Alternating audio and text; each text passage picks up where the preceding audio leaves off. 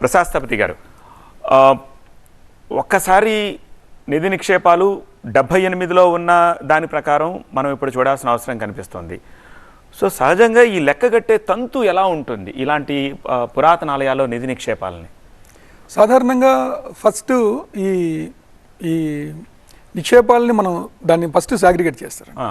చేసినప్పుడు అందులో ఉన్నటువంటి ఫస్ట్ వజ్రాభరణాలు ఏమున్నాయి, రత్నాభరణాలు ఏమున్నాయి, అందులో నవరత్నాలు వజ్ర వైఢూర్యాలు ఏమున్నాయి, అట్లాగే బంగారం ఎలా ఉంది, ఇదంతా ఒక్కొక్కటి వెయిట్ చూసుకుంటూ తర్వాత దాని యొక్క వాల్యూని లెక్కేసేటువంటి నిపుణులు దాన్ని లెక్కిస్తారు.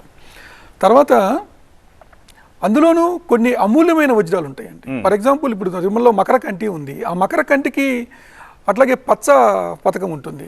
అలాంటి పచ్చ వెలకట్టలేము, ఎందుకంటే అది రేర్ పీసెస్, అవి ఎక్కడ దొరికేవి కాదు.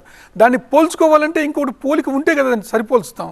కాబట్టి అటువంటి యొక్క యూనిక్ పీసులు ఏవైతే ఉన్నాయో వాటికి వెలకట్టలేని అమూల్య సంపదగా మనకి కనిపిస్తుంటుంది. ఓకే, ఇప్పుడు అనంత పద్మనాభుడి సంపదతోటి చాలా మంది కంపేర్ చేస్తున్నారు దీన్ని. అంత ఉండొచ్చా, అంతకంటే ఎక్కువ ఉంటుందా, అంతకంటే తక్కువ ఉంటుందా అని కంపేర్ చేస్తున్నారు. కంపేర్ చేసే పరిస్థితి ఉందంటారా ఈ రెండు టెంపుల్స్? యాక్చువల్గానండి అనంత పద్మనాభ స్వామి వారిది నేలమాలిగలో ఉన్నది ఏదైతే ఉందో అది ఎన్నో సంవత్సరాల నుంచి, కొన్ని శతాబ్దాల నుంచి అది బయటికి తీయలేదు. అది ఎంత ఉందో మనం విలువ తెలియని పరిస్థితి.